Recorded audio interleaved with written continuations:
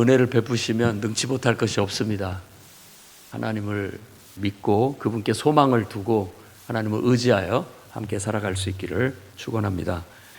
오늘은 잠언서 22장 말씀을 통해서 같이 우리의 삶의 교훈을 찾고자 합니다. 특히 1절에서부터 6절까지 말씀을 가지고 우리가 적용할 점이 무엇인지 또 실천해야 할 점이 무엇인지를 살펴보고자 합니다. 첫 번째는 명예와 은총을 소중히 여기라는 겁니다. 1절 말씀 보면 많은 재물보다 명예를 택할 것이요 은이나 금보다 은총을 더욱 택할 것이니라. 어떤 데 더 가치를 둘 것인가 선택하라는 거죠. 재물보다는 명예를 택해라. 은이나 금보다는 하나님의 은총을 더 소중히 여겨라. 선택하라는 그런 권면의 말씀입니다. 이런 권면들은 인생을 경험해보고 살아본 사람들에 의해서 나온 하나님을 믿는 신앙 안에서 깨달은 것들이라고 할 수 있겠습니다. 그래서 우리가 인생을 살면서 돈을 많이 버는 것, 또 부하게 사는 것도 좋지만 명예를 잃어가면서까지 불의한 방법으로 어떤 재물을 쫓아가는 것은 오히려 우리에게 득이 되지 못한다라는 깨달음을 줍니다. 특히 현대 사회는 이 물질적인 성공이 많은 사람에게 큰 가치를 두고 있습니다. 왜냐하면 문명 생활을 유지하려면 소득이 없으면 그런 문명이 아무리 좋아도 나하고는 상관없는 것이 돼서 상대적인 박탈감과 상대적인 빈곤을 느끼기 때문에 더 혈안이 되는 듯 합니다. 어떤 사람은 아예 너무 불가능해 보이니까 포기해버리고 사는 사람들도 있다고 합니다. 그래서 가끔 소극적인 사람들을 보면 차라리 그냥 아무것도 없으면 국가에서 다 도와주더라 이런 말도 들어본 적이 있어요. 그러니까 저소득층이 되면 기초수급자가 되면 국가에서 뭐 나오더라 돈이 그 정도면 그냥 어쩌게 저쩌게 그냥 살 수 있겠더라 뭐 이런 식으로 소극적으로 얘기하는 사람들도 있습니다. 그러나 현대 사회가 물질에 중심을 두고 사는 것은 우리 그리스도인에게 맞지 않은 바입니다. 우리 그리스도인은 하나님을 믿는 그 신실한 신앙을 바탕으로 해서 항상 근면 성실해야 됩니다. 뭐 어찌됐든 우리는 항상 주어진 삶에 성실하게 남에게 의지하지 않고 그냥 공짜 좋아하지 않고 남이 도와주는 거 별로 그렇게 달갑지 않고 오히려 내 스스로가 내 손으로 땀을 흘려서 근면하고 성실하게 살아가는 것에 의미를 두고 살아가는 거예요. 그게 더 명예롭다라고 생각하는 것이죠. 그래서 여러분들도 인생을 살면서 직장 생활을 하든 또 사업을 하든 항상 명예로운 것을 생각하시기 바랍니다. 다른 게 아니에요. 바르게 하면 돼요. 성실하게 하면 됩니다. 그리고 남에게 해끼치지 않고 남에게 도움을 주면서 살아가게 된다면 여러분들에게 좋은 명예가 따라올 거예요. 참 하나님 믿는 사람으로서 훌륭하다. 훌륭한 인품을 가지고 있다. 그럼으로써 여러분이 칭찬을 받으면 곧 하나님이 칭찬을 받는 거예요. 그게 지혜로운 삶이다 라고 말하고 있습니다. 또 은이나 금보다는 은총을 더욱 택해라 라고 말하고 있는데 은총은 하나님께로부터 오는 축복입니다. 그러니까 우리가 이 세상에서 사람을 통해서라든지 세상에서 얻는 축복보다도 하나님이 주시는 은혜를 더 귀하게 여기는 거예요. 오늘 우리가 이 자리에 나와 예배를 드리는 것도 바로 그런 지혜롭고 현명한 선택이라고 믿습니다. 집에 있으면 뭐 쉴 수도 있고 또 자기만의 시간을 가질 수도 있고 또 TV도 볼 수 있고 쉼을 가질 수도 있어요. 근데 그거보다도 더 소중하게 여기는 건 하나님의 은혜. 하나님을 예배함으로써 내게 찾아오는 영적인 축복, 하나님과 함께하는 기쁨, 하나님을 예배하는 그 설렘과 기쁨, 그것이 있어서 그것이 내게는 더 복되다, 더 의미 있고 더 가치 있다. 잠깐 편안하게 쉬는 육신의 휴식을 취하는 것보다 영적으로 하나님 앞에 나와서 은혜를 구하고 하나님의 임재 안에서 이렇게 주님과 영적인 소통을 가지는 이 시간이 나에게는 더 귀하고 복되다. 가치관의 차이죠. 그래서 우리는 세상의 기준에 따라 살지 않습니다. 오히려 하나님이 기뻐하시는 그 가치를 추구하고 더 명예롭고 더 은혜가 넘치는 삶을 추구하는 사람들입니다. 그게 바로 여러분 하나님의 백성이요 하나님의 자녀의 삶입니다. 갈라디아서 6장 7절 말씀에는 이렇게 얘기합니다. 스스로 속이지 말라. 스스로 속이지 말라. 하나님은 업신여김을 받지 아니하시나니. 사람이 무엇으로 심든지 그대로 거둔다. 하나님을 속일 수 없다, 이런 말이죠. 하나님 속일 수 없다. 내가 어떻게 심든지 그대로 받는 거예요. 알고 보면 내가 심은 대로 거두게 하시는 정의로운 하나님이에요. 공의로운 하나님. 내가 부지런하고 성실하게 살면 하나님 또 그에 따른 보상을 주시는 분이라는 거예요. 그 하나님을 믿고 그 하나님께 소망을 두고 나는 항상 하나님 자녀답게 바르게 생각하고 바르게 말하고 바르게 행동하고, 누가 봐도 하나님이 보셨을 때도 기뻐할 만한, 그리고 모든 사람들이 봤을 때에도 칭찬할 만한 그런 명예롭고, 또 하나님의 그 정말 세상 어떤 쾌락과 세상 부귀보다도 더 영적인 은혜를 더 귀하게 여기는 고상한 그런 삶을 산다. 나는 그걸 내 일평생의 좌우명으로, 또 우리가 살아가는 어떤 가치관으로, 삶의 철학으로 삼고 우린 그런 삶을 살아간다라는 그런 마음을 갖고 나아갈 수 있기를 바라겠습니다. 그러면 그대로 거둡니다. 심은 대로 거두어요. 내가 누추하면 누추한 대로, 내가 또 대충 눈 속이고 이렇게 사는 거면 또 그대로 그냥 받게 돼 있어요. 근데 항상 누가 보든 안 보든 하나님 믿는 백성으로서 하나님 앞에 반듯하고 또 규모 있고 또 품위 있게 귀족처럼 살면 여러분들을 다 사람들이 귀족처럼 귀인으로 대우해 주리라고 믿습니다. 두 번째는 2절 말씀인데, 여기서 우리가 적용할 수 있는 건 사람을 존귀히 여겨라 라는 거예요. 오늘 주일 오전 설교 말씀과도 연관이 있습니다. 2절 말씀 보면 가난한 자와 부한 자와 함께 가난한 자와 부한 자가 함께 살거니와 그 모두를 지으시는 여호와이시니라. 아멘. 다 하나님이 지으셨어요. 그 말은 부한 자나 가난한 자나 하나님 보실 때는 똑같다, 이런 의미라고 볼 수 있어요. 그래서 하나님이 창조하신 한 인간으로 그 자체로 존귀함이 있다, 인간은. 그래서 누구도 우리가 인간 이하로 대접해서는 안 된다. 하나님이 창조하신 존귀한 사람이라는 대우는 해줘야 된다라는 거예요. 그 사람이 뭐 악을 행하고 아주 남에게 해를 끼치는 일을 했다 할지라도 하나님이 창조하신 존귀한 영혼은 맞는데 그가 하나님의 뜻대로 행하지 못하는 것으로 인한 안타까움, 긍휼히 여기는 마음을 가지면 됩니다. 그게 긍휼과 안타까이 여기는 마음이 거기서 나오는 거예요.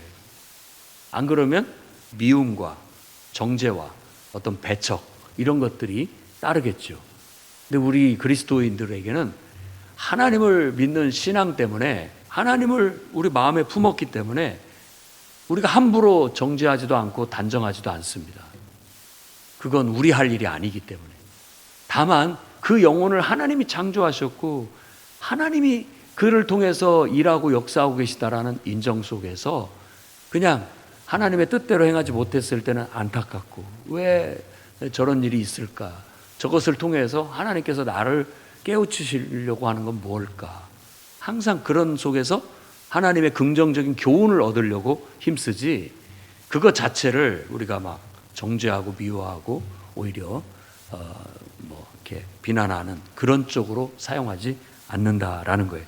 그것이 오늘 2절 말씀이 우리에게 주는 교훈입니다. 그러니까 우리도 이런 수준 높은 도덕과 윤리를 실천해 갈 수 있었으면 좋겠습니다.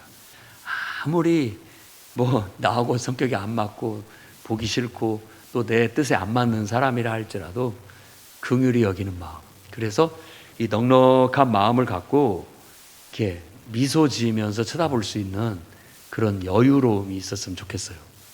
그냥 그렇게 막 이렇게 나쁘게 해도 마음속으로는 여유를 가지고 하나님 저 영혼을 긍휼히 여겨주십시오.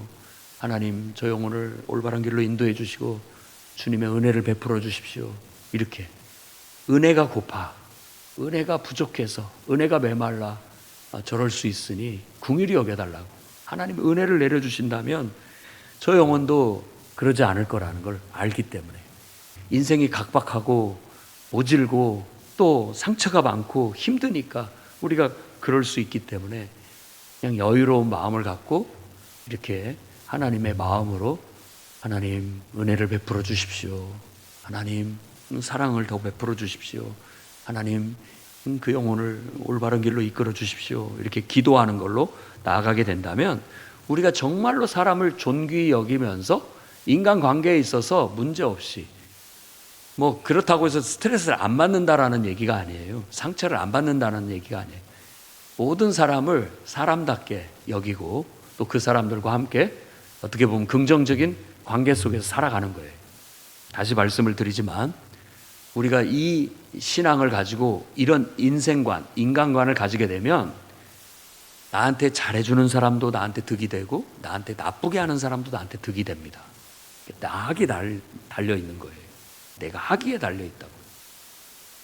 근데 나한테 잘해주면 잘해줘서 나는 문제, 나한테 못해주면 못해줘서 또 문제가 되는 사람은 이 신앙을 배워야 돼요. 이 신앙을. 하나님이 그 영혼을 창조했다. 하나님이 너를 창조했다. 다 하나님이 너를 향한 선한 뜻을 갖고 있다. 그 사람을 통해서 너에게 어떤 선한 뜻을 갖고 있는 거다. 그러니까 그것을 하나님께 구해라 라고 지금 가르치고 있는 겁니다. 그 다음에 세 번째로는 3절 말씀을 근거로 해서 상황을 올바르게 판단하고 적절한 필요한 조치를 취할 줄 아는 그런 사람이 되시기를 바랍니다. 3절 말씀에 보면 슬기로운 자는 재앙을 보면 숨어 피하여도 어리석은 자는 나가다가 해를 받는데요. 그러니까 어리석잖아요. 그러니까 경고, 어떤 경고라든지 위험, 신호가 있으면 거기서 깨달음을 얻고 얼른 행동을 걷어들이든지 말을 걷어들이든지 내 방향이 잘못됐으면 얼른 좀 틀면 되는데 묘하게 인간이 어리석은 것이 고집스러움으로 나타납니다. 에라 모르겠다고 밀어붙여버려요. 그러면은 결국 그 경고한 것이 내게 다가오게 되고 그 위험이 내게 완전히 둘러쓰게 되는 거죠. 그러고 난 다음에 아이고 하지 말걸 후회한들 무슨 소용이 있겠습니까? 그러니까 지혜롭다라는 것은 브레이크를 걸 때 걸 수 있어야 됩니다. 방향 전환이 될 수 있어야 돼요. 그걸 우리가 하나님의 나라라고도 해요. 그러니까 하나님이 나를 이렇게 드라이브를 할 수 있어야 됩니다. 통제를. 그러면은 하나님이 너 그거 하지 마라. 그러면 막 하려다가도 주님 서운한데요 하면서도 걷어들일 줄 아는 절제력. 막 하기 싫어 죽겠는데 하나님이 좀 해라. 그러면은 알겠어요. 짜증을 내면서도 하나님 말씀에 순종해서 하는 거. 이게 절제력이고 통제력이에요. 이게 수준이 높은 겁니다. 여러분들의 자녀들도 분명히 그런 게 있을 거예요. 아무리 막 애가 하려고 해도 하지 마라. 다시 말하자면 하지 마라. 그러면은 아무리 하고 싶어도 네 알겠어요 하고 수긍하면 지혜로운 자녀예요. 인생을 잘 살 겁니다. 그리고 막 하기 싫고 귀찮고 막 피곤하다고 막 떼쓰더라도 부모님이 좀 해라. 다시 얘기지만 한번 해라. 그러면은 마지 못해서 툴툴거리면서도 하는 자녀는 지혜로운 자녀예요. 그 아이는 훌륭하게 될 겁니다. 훌륭하게 될 거예요. 이게 쉬운 것 같지만 참 이게 부모 자식 간에는 그게 잘 안 되고 또 우리가 인생을 살면서 뭐 하나님이 다 지켜보고 있다고 하지만 대개 보이지 않는 곳에서는 이런 것들을 적절히 잘 못하는 경우가 많습니다. 그래서 오늘 말씀이 상황 파악을 잘하고 판단을 잘해라. 그래서 내가 좀 걷어들여야 된다라고 하면 얼른 고집피지 말고 걷어들이는 것도 필요하고 또 막 안 한다고 떼쓰다가도 딱 부모님 얼굴 보고 눈치 상황 파악하면 해야 될 때는 마지못해서라도 해야 됩니다. 그러고 나면 기분이 좋아져요. 기분이 좋아져요. 그게 사는 방법이고 생명이죠. 그래서 오늘 그것을 바로 이 3절이 가르치고 있습니다. 상황 파악을 하고 적절한 조치를 취해야 돼요. 안 그러면 인생이 달라지지 않습니다. 변화 안 돼요. 근데 이런 것들을 그때그때 잘 조언도 받아들이고 또 내가 상황 파악을 해서 딱 이렇게 방향을 전환할 줄도 알고 또 멈출 줄도 알고 또 밀고 나갈 땐 밀고 나갈 줄도 알면 그 사람은 아주 지혜로워서 영광을 얻게 된다라는 겁니다. 그래서 여러분이 꼭 그런 판단력을 갖고 여러분 스스로를 신앙 안에서 하나님으로 인해서 통제할 수 있기를 바랍니다. 사람으로는 안 돼요. 인간은 안 됩니다. 근데 하나님으로는 돼요. 그러니까 난 못하지만 하나님 때문에 합니다. 이렇게 된다라는 거죠. 하나님이 하라고 하니까 합니다. 이렇게 해서 우리를 통제하게 된다면 여러분은 성공적인 삶을 살 수 있습니다. 그 다음에 네 번째 4절 말씀에 겸손히 하나님을 섬겨라. 겸손히 하나님을 섬겨라. 겸손과 여호와를 경외함의 보상은 재물과 영광과 생명이니라 라고 그렇게 얘기를 했는데 이 겸손이나 하나님을 경외하는 것이 같은 거예요. 하나님 앞에 겸손한 거예요. 그 말은 하나님 무서운 줄을 알고 누가 뭐래도 하나님이 말하면 듣는다라는 뜻이에요. 그게 겸손입니다. 다른 사람 말은 안 들어요. 안 들어도 돼. 사람 말은 안 들어도 돼. 근데 하나님이 말씀하시면 들어야 됩니다. 그건 절대적이니까. 절대적이니까. 적어도 인생에 인간은 그 어떤 훌륭한 인간도 높은 지위를 가진 인간도 절대적일 수가 없어요. 다만 온 우주 만물을 창조하신 하나님 그분만 절대적인 거예요. 그래서 우리는 절대적인 기준을 하나님께 두고 절대적인 권위를 하나님께 두고 그분에 의해서 내가 겸손히 그분을 경외하면서 그분을 두려워하면서 그분을 공경하면서 그분에 의해서 통제되진다면 말씀 그대로 여러분 보상이 따릅니다. 재물이 따라오고 영광이 따라오고 영생이 따라오게 돼 있다라고 말하고 있어요. 그렇게 사는 것이 복된 겁니다. 그래서 신앙을 보면 그런 신앙이 제일 좋은 거예요. 하나님을 제일 무서워하고 하나님이라고 하면 뭐 두 번 생각할 것도 없고 하나님의 일이라고 하면 뭐 따질 것도 없이 이렇게 막 사모하는 사람들, 그 순수한 신앙이 굉장히 아름다워요. 저도 그런 신앙을 이제 추구하고 있고 우리 성도들도 그런 신앙을 추구할 수 있기를 바랍니다. 세상 사람들이나 인문학적이고 좀 약간 그런 신앙을 가진 사람들은 그걸 못마땅하게 합니다. 아니 뭐 무슨 그런 신앙, 어떻게 그렇게 절대적인 신앙을 요구하느냐. 그 신앙은 교회 안에 10%나 20%나 따라할까? 나머지 사람들은 다 못 따라한다. 이런 식으로 말을 하는 듯해요. 근데 저는 그게 사탄의 소리라고 생각해요. 사탄의 소리라고 생각해요. 우리 마음속에 자꾸 뭔가 부정적인 걸 심어요. 못한다고. 베드로가 예수님께 그렇게 말했을 때 부자가 뭐 천국 가는 건 낙타가 바늘길 빠져나가는 것 같이 불가능한 것처럼 말씀을 하니까 그럼 누가 구원 얻겠습니까? 라고 그렇게 얘기했을 때 주님은 사람으로는 안 된다. 하나님으로는 가능하다. 그 진리를 터득해야 돼요. 그래서 예배드리자. 그러면 그냥 그게 전부예요. 정말 좋은 것이 돼야죠. 그리고 주의 일을 하자. 그러면 모든 여건을 다 거기에 맞춰서라도 하려고 하는 마음을 가져서 늘 하나님이 최우선이고 주의 일이 또 최우선이고 그런 마음으로 섬기면 하나님께서도 그렇게 보상을 해준다니까요.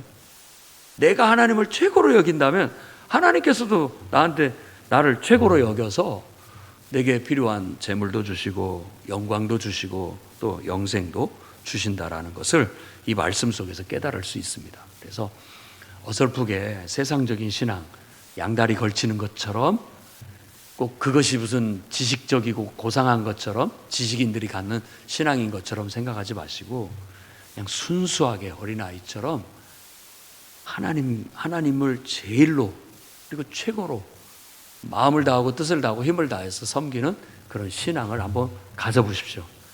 겸손한 그 하나님을 섬기는 신앙, 그 신앙이 너무 아름답고요, 그 신앙에는 능력이 있고 그 신앙이 우리의 영혼을 살리고 저는 하나님의 축복에 접근할 수 있는 길이라고 생각합니다. 저도 부족하지만 그걸 추구하고 여러분들도 그 신앙을 추구해 나가기를 주의 이름으로 축원합니다. 그 다음에 5번째는 5절 말씀에 우리 영혼을 해치는 길을 좀 피하십시오. 멀리하라고 오늘 말씀에 얘기를 하는데 멀리해야 됩니다. 패역한 자의 길에는 가시와 올무가 있거니와 영혼을 지키는 자는 이를 멀리 하느니라. 패역이라는 단어는 다시 말씀드리지만 히브리어 단어는 굽었다는 뜻이에요. 굽은, 구부러졌다는 말이에요. 구부러졌다. 늘 하나님 앞에 하나님 말씀대로 반듯하게 가야 되는데 거기에다가 타협을 또 거기다가 왜곡을 더해가지고 이렇게 살짝 빗나가는 거예요. 처음은 살짝 빗나가지만 시간이 가면 갈수록 한도 없이 벌어집니다. 그런 걸 패역이라고 성경은 말하고 있어요. 그러니까 앞에서 말하는 순수하고 겸손한 하나님을 경외하는 신앙하고 좀 거기서 벗어났다는 뜻이죠. 신약에서는 그걸 실족이라고 표현을 합니다. 실족. 그 실족이라는 단어 자체도 똑같아요. 잘 가다가 곁길로 샌다는 뜻이고 잘 가다가 탁 넘어진다는 뜻이에요. 그러니까 늘 반듯하게 하나님 말씀대로 정말 겸손하게 순수하게 하나님을 말씀대로 그냥 이렇게 나아가는 길로 가야 되는데 우리 영혼이 자꾸 세상의 소리를 듣고 사람의 말을 듣고 이러면서 흔들려요. 흔들리면서 내 마음의 은혜를 잃어버리고 중심을 잃어버리게 되는 거예요. 그러면 우리 영혼에 해로워요. 우리 영혼에 해롭다라는 뜻은 다른 뜻이 아니에요. 영혼에 해롭다라는 것은 하나님 앞에 가기가 껄끄럽고 하나님을 예배하는데 마음이 안 내키고 기도가 안 나오고 자꾸 교회 가기가 싫어지고 자꾸 멀어지는 걸 말하는 거예요. 그게 영혼이 지금 죽어가고 있다 이런 뜻이에요.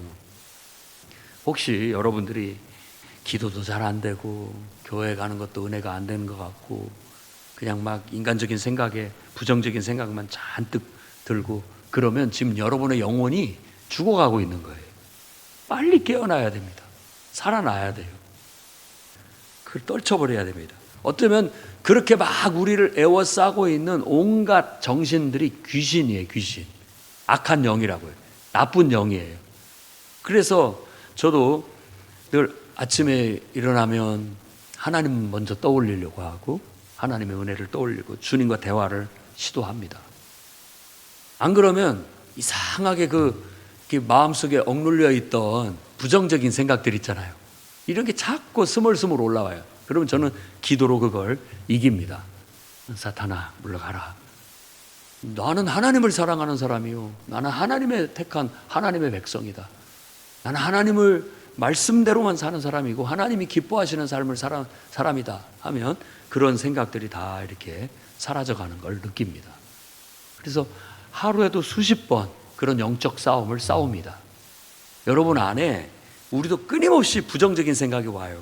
우리 이정민 간사도 있고 또 여러 사역자들도 있는데 저한테 와서 부정적인 얘기를 합니다. 뭐시 어쩌고 저쩌고 힘들어서 또 환경이 어쩌서 떨쳐내야 됩니다. 하루에도 수십 번 그런 생각이 들지만 하나님이 나에게 이 일을 맡겼으니까 나는 하나님만 보고 하나님 기뻐하시는 그 길을 나는 간다.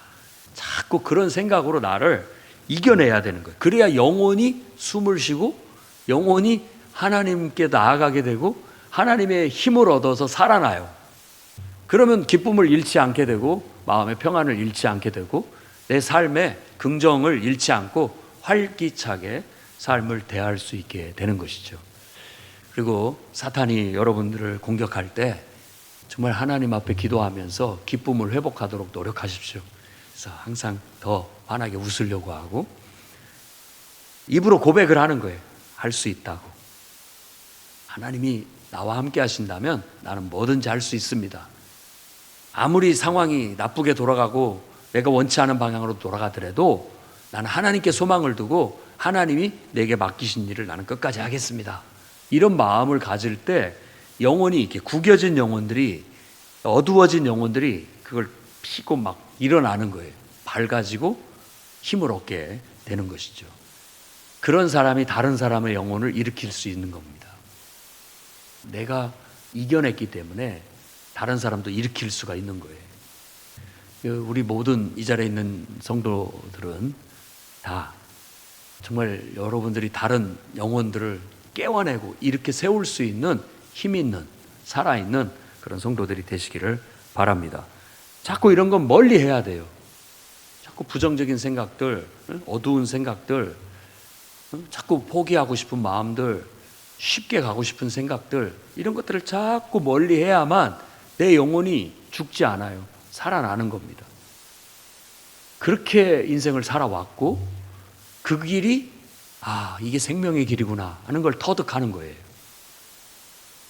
잠언을 기록한 사람들도 그렇고 저의 인생도 그렇고 내가 봤던 우리 목사님의 인생도, 제가 봤던 목사님의 인생도 그랬고 지금 내가 여러 젊은 사람들이나 사람들을 볼 때도 보면 그렇게 사는 사람이 살아나는 거예요. 그런 사람이 살아갑니다. 근데 자꾸 부정적인 생각에 에워싸이고 또 어두운 생각에 에워싸이면 언젠가 보면 다 포기하게 되고 자꾸 뒤로 물러서게 되고 자꾸 돌아가요. 인생을 어려운 길로. 자기는 쉬운 길이라고 선택을 했지만 그 쉬운 길이 육신은 쉬울지 모르지만 인생을 굽어도는 길로 가는 거예요. 그러니까 안타깝죠. 주님이 지혜를 주시고 깨우쳐 주시고 그런 영적 싸움을 싸울 수 있게 해주시고 그런 힘과 용기를 주시고 당당하게 하나님을 통해서 믿는 신앙을 가지고 당당하게 맞서 싸워서 그런 부정적인 것들을 멀리하고 어두운 것들을 떨쳐버리고 꿋꿋하게 일어서서 누가 뭐래도 하나님이 기뻐하시는 삶을 살 수 있는 그런 용기 있는 성도가 되게 해달라고 늘 기도합니다. 여러분이나 저나 서로 기도해 줘서 우리가 그렇게 일어설 수 있기를 바랍니다. 자, 마지막 6번째는 이 모든 신앙을 다음 세대에 가르쳐라. 이게 사명이에요. 사명. 다음 세대에 가르쳐라. 마땅히 행할 길을 아이에게 가르치라. 그리하면 늙어도 그것을 떠나지 아니하리라. 어려서부터 이런 것들을 길들여 줘야 되는 것이죠. 자기를 통제하는 법. 하나님을 경외하면서 그 신앙 때문에 하나님 때문에 하기 싫어도 할 수 있는 그런 의지. 또 막 하고 싶어도 주님이 멈추라고 하면 멈출 수 있는 절제력. 가르쳐야 됩니다. 자동차가 브레이크 없이 달리기만 한다면 어떻게 그 불안해서 어떻게 차를 탑니까? 근데 그렇게 속력을 내더라도 브레이크만 밟으면 딱 멈출 수 있다는 걸 믿기 때문에 달릴 수 있는 거잖아요. 통제 안 되는 자동차는 흉기죠. 흉기예요. 그 어리석은 사람은 그렇게 사는 거예요. 근데 어려서부터 그런 걸 가르쳐라는 거예요. 그걸 잘 가르쳐라. 그러면 평생 그게 삶에 도움이 된다. 그러니까 우리가 하나님을 믿는 신앙을 바탕으로 한 인생관, 그리고 또 인생을 살아가는 처세를 가르쳐라. 어려서부터. 어리면 어릴수록 좋다. 그렇게 해서 그들이 그걸 배우고 마음에 새기면 결국 그것이 평생의 자산이 돼서 아마 지혜롭고 현명하게 하나님 뜻대로 잘 살게 될 겁니다. 잠언서 3장 5절 말씀에도 이렇게 말하고 있죠. 너는 마음을 다하여 여호와를 신뢰하고 내 명철을 의지하지 말라. 너는 범사의 그를 인정해라. 그러면 내 길을 지도하시리라. 자만하지 말고 스스로 자만하지 말고 하나님의 지도를 받아들이십시오. 그러면 잘 살 겁니다. 하나님이 여러분의 인생을 딱 붙잡아서 내가 네 인생을 책임져 줄게. 걱정하지 마. 너는 나와 함께 상의하면서 내가 인도하는 대로 가면 된다. 앞일을 걱정하지 말고 내게 맡겨. 너는 내가 명하는 대로, 내가 인도하는 대로 그렇게 잘 따르기만 하면 네 인생을 내가 영화롭게 하고 네 인생에 재물이 따르게 하고 네 인생을 통해서 내가 크고 놀라운 일을 일으키리라. 하나님이 오늘 우리에게 주시는 말씀입니다. 오늘 말씀을 통해서 여러분들이 명예로운 삶, 또 하나님의 은총이 넘치는 그런 삶을 선택할 수 있는 지혜와 용기가 있기를 주의 이름으로 축원합니다. 기도하겠습니다. 거룩하신 하나님, 말씀 앞에 겸손히 섭니다. 하나님 말씀이라면 우리는 무조건 순종하고 그것이 우리 인생의 생명의 말씀이요 가장 지혜로운 길이요 가장 복된 길임을 믿기에 우리의 본성을 거스르고서라도 하나님 말씀을 따르고 순종하기를 원합니다.